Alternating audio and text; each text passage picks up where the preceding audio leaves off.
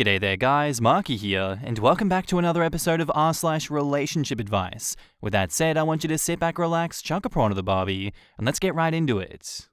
Posted by user ImpossibleAd8586, titled, Am I the asshole for wanting to leave my boyfriend for something his parents said? So I, 26 female, black, and my boyfriend, 32 male, white, have been dating for about 5 months now, and he's honestly the best thing that ever happened to me. He is the first guy who has ever made me consider marriage and starting a family. I did love him. And now to the story.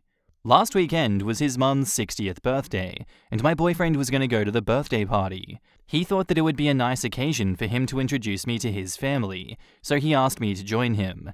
We let his family know that he was bringing me, and they were okay with it. His parents' place is 3 hours away from the city that we live in, so we decided that we were going to spend the night. So, we arrived at his parents' place, and his mum, dad, brother, and sister were there.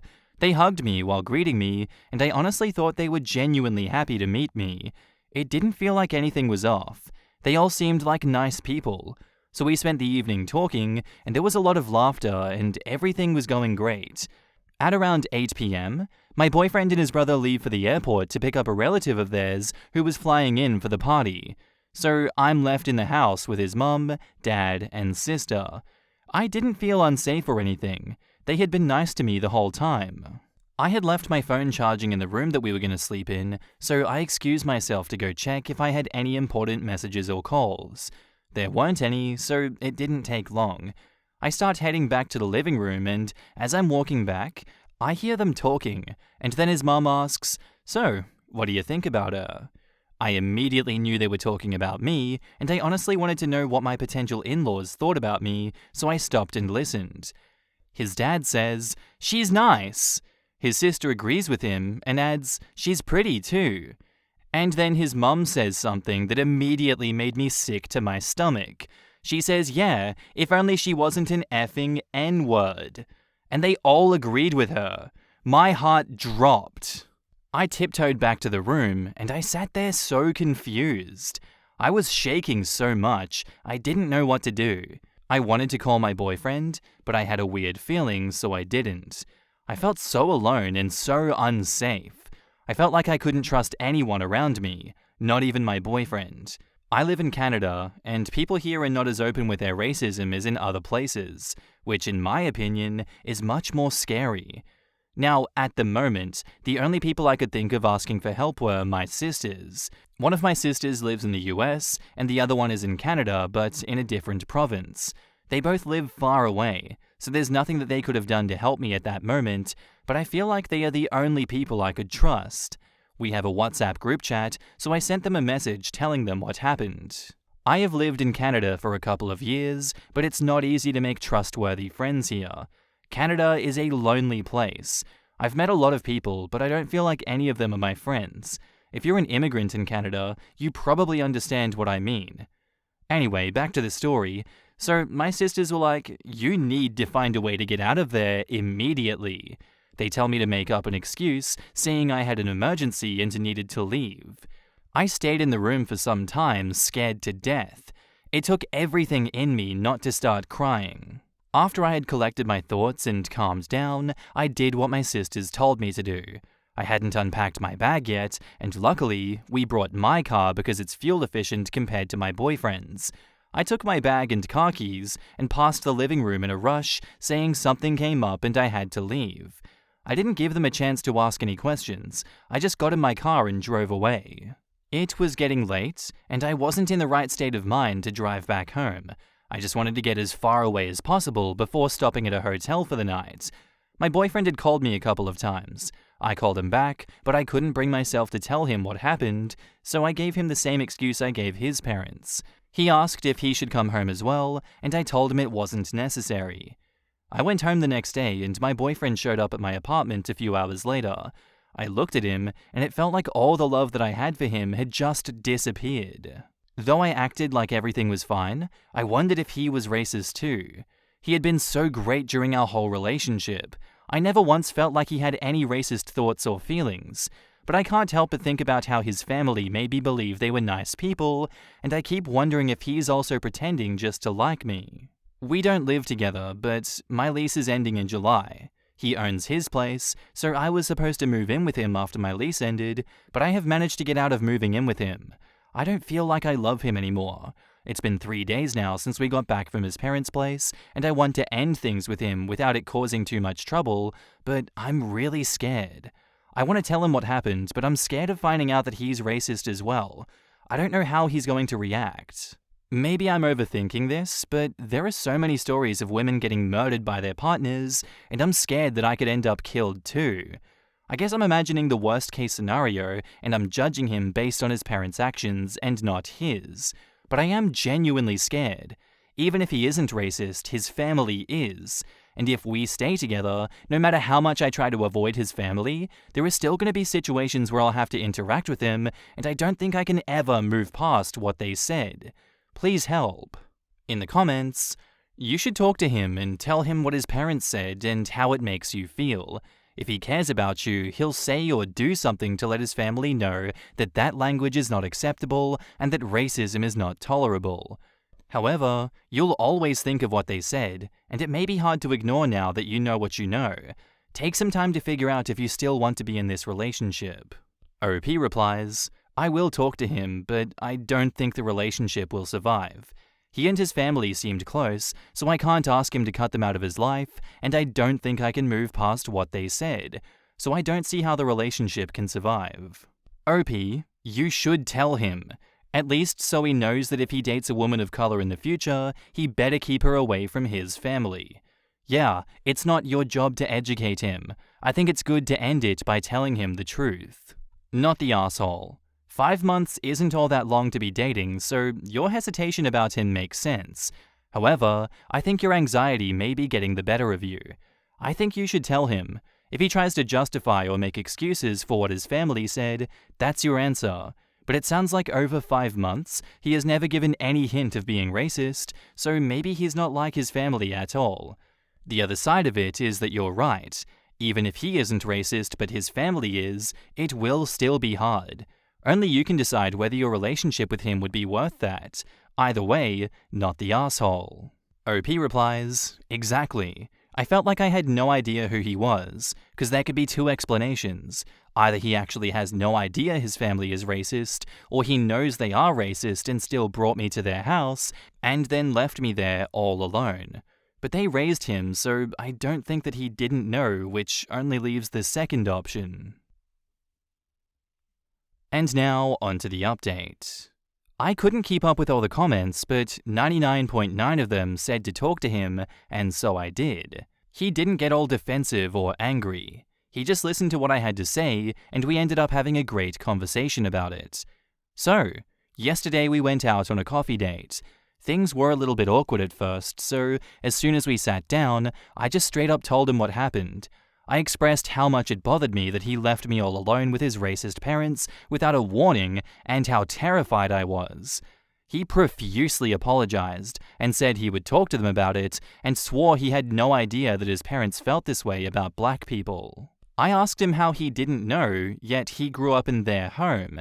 They raised him, so surely he must have heard some racist comments from them.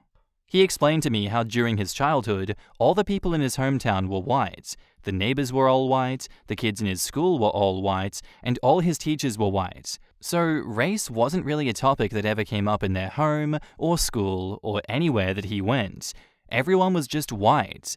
He said his parents have always been very kind-hearted people, and those were the people that he thought he was bringing me home to. He didn't think that skin color was something that he had to worry about, and it didn't cross his mind that he was bringing a POC to a place that had only had white people. He was truly apologetic for that, and said that he should have known better.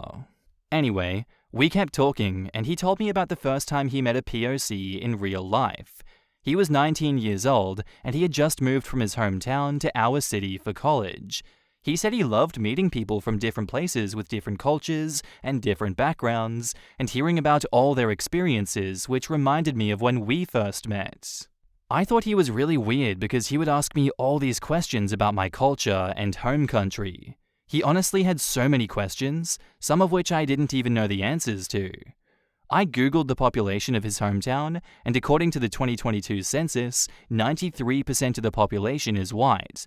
So back then, during his childhood, it was probably 100% white.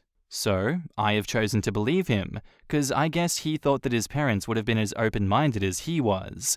Some of you might not agree with this decision, but I've decided to give him a chance to prove himself before ending things with him.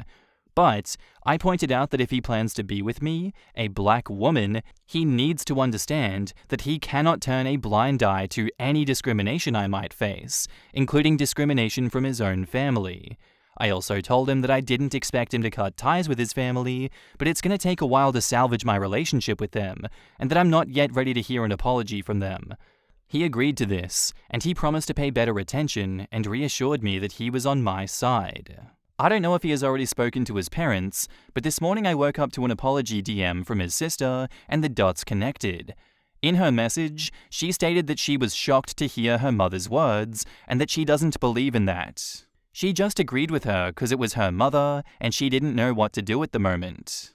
His sister is attending college in our city, so I had met her a couple of times before, like maybe 3 or 4 times, so I'm thinking that she was the one who gave their parents the heads up. She and I weren't that close, but the few times we've met, I didn't feel any hint of racism. We were always civil with each other. Anyway, I still haven't responded to her messages, and I don't think I'm going to for now. I don't even know what to say to her. As for my boyfriend and I believe he and I had a meaningful conversation. I'm still not moving in with him, but I think we might be able to work things out. We might not pick up where we left off, but I know we can get back to where we were if we both put in the work. In the comments, Hopeful Cover 4836 says, "I'm glad to see this update, and I hope that honest communication can salvage this if it's meant to be salvaged, or to let you get out of this if that's what is needed instead.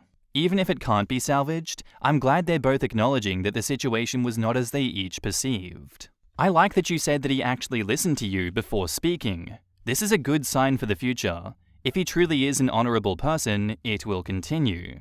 They seem to have very good communication skills with each other. That bodes well for them. As long as they can keep talking, they have a better chance to keep going with their relationship. My parents did this too. White people only in our town. I married a brown boy. We don't talk to them anymore. This isn't that uncommon. From a southern Mississippi family, I knew my grandfather was racist, and I knew my dad had some questionable ideas growing up, but until Obama became president, I never realized how racist he, my stepmom, and mum are. It killed me inside because my dad was my hero. He never looked down on others who did a job, and he himself would jump in to help when he was their boss and didn't have to. He had taught me to lead by example rather than barking orders like his dad. I'm in my 40s now, and it's messed up our relationship. Well, add in all the MAGA stuff too. Hollow Shell says, "Am Canadian, can confirm. We can really suck sometimes. And yes, I'm fish belly white, so I've totally got the racist asshole family members going on too. I'm also Canadian and mixed race. We have what I call polite racism. People are rarely aggressive or even overtly rude, but they'll quietly follow you around a store because they believe your dark skin makes you more likely to steal." Our next post is by user TryComfortable4289, titled, "Am I the asshole for not putting my partner's name on the house?" So for context, we are both 27 male and have been together for around 8 years.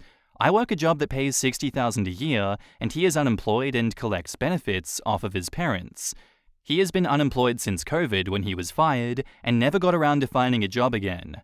Recently, I've been looking into buying a house. He's been supportive of this and getting us out of the crazy renting market. I managed to find a house that I love and talk to him about it. We visited together, and we decided that this is the one. Now it gets to paperwork and mortgage stuff, and I complete it and pay the deposit. I tell him that it's all gone through, and we should be on track to moving in a couple of months. He asked to go through the paperwork, and I agree. 3 days later, he confronts me and asks why everything is in my name. I reply because it's my money, and I'm the one paying the mortgage. You're not putting any money or effort into the property. He retaliates, saying that I'm being financially abusive and says that I can't expect to own everything. Later on, we talk again and discuss our issues with it. I agreed that in my will, the house is left to him as well as most of my savings. He says it's not enough, and if we split up, he's left with nothing. It gets heated, and I tell him if he wanted a house, he should have worked for it, not stayed at home and relied on me. I said if he wanted to be on the mortgage, it'll mean that he'll have to find a job that pays the same as mine. The argument hasn't really resolved itself, and I'm wondering now whether I'm being inconsiderate of him. I really don't know what to do. I'm on your side for this one, OP. He hasn't done any work. Being with you does not constitute him being on the house if he has not done anything to earn it. That is not financial abuse. That's called being smart and not having your crap stolen from you from someone deciding to break up with you. It's so telling that you've gone through the entire process and have confirmed the purchase, and it's only now that he's asking to look at the financial documents. This guy has been paying no attention. This guy does not care. He didn't even try to have this discussion with you before the purchase, during the purchase. He just assumed that he would get claim. I hope that this is the big face slap of reality that this guy needs to wake up, but for some people it just isn't. But definitely in this situation, you're not the asshole. In the comments, Dunemi says, "Not the asshole. Your partner is not a partner. He's a dependent. He has no right to any of your property. In fact, he should be paying you rent if he wants to live in the house. You are responsible for the mortgage, not him. You are responsible for insurance and repairs and all the things that go with home ownership. He is not. He doesn't get to mooch off of your assets beyond the regular mooching that he's already accomplished. I would kick him to the curb and get on with your life. But that's me. Am I the only one who's concerned about the will? Serious question, maybe overreacting. Did I read right that OP's partner insisted on being left the house and savings during this argument?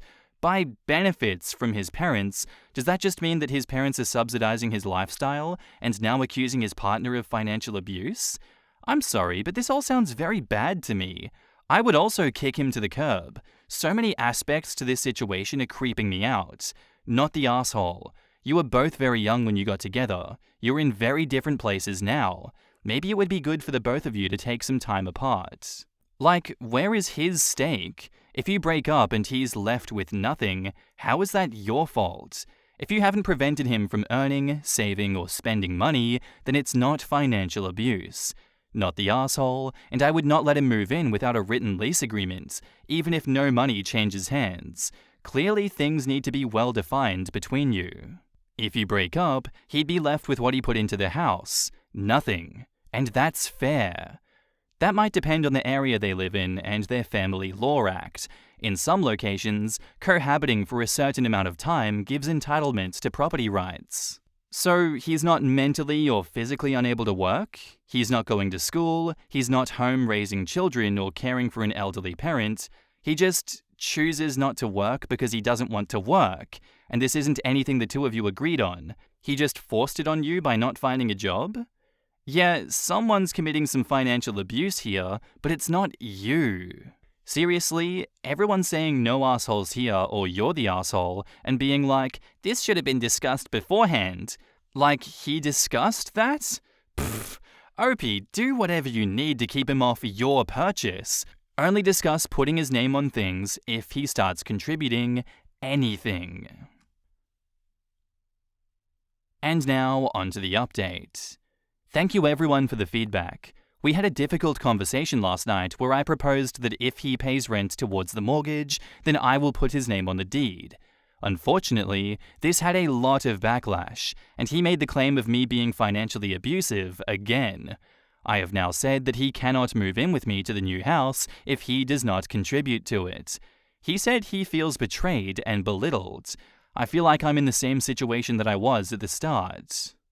And unfortunately, that is all the information that OP has given us for this post. I mean, there are a lot of highly upvoted and very highly downvoted comments that OP gave 5 days ago. Things like, he does housework and stuff like that, he isn't lazy, he just doesn't like to work. I don't think he would leave me. We've been together for too long. I just think he has a lot of anxiety of having no backup if I were to leave him except for his parents. We've been discussing him working, but he doesn't like the field he trained in and doesn't want to retrain because he hated school. So at this point, this is our best option work-wise. Which, like, man, so what? People hate their jobs, but they still have bills to pay. That doesn't mean they don't work. Also, added context, I don't think it really matters though, but this is a man with another man. My commentary there is the partner is not gay, he's homosexual. Just kidding, that's a funny little joke. Ultimately, I guess if I were to extrapolate on this situation, I would want them to break up so that the partner can have some time to mature and find their own way in life and not mooch off of OP. Ultimately, if there is a future update on this, I will be sure to cover it. With that said, I'd love to know what you guys think of this down in the comments below. And that's where I'm going to end today's episode, guys. I do hope you enjoyed. I'll see you in the next one. Bye.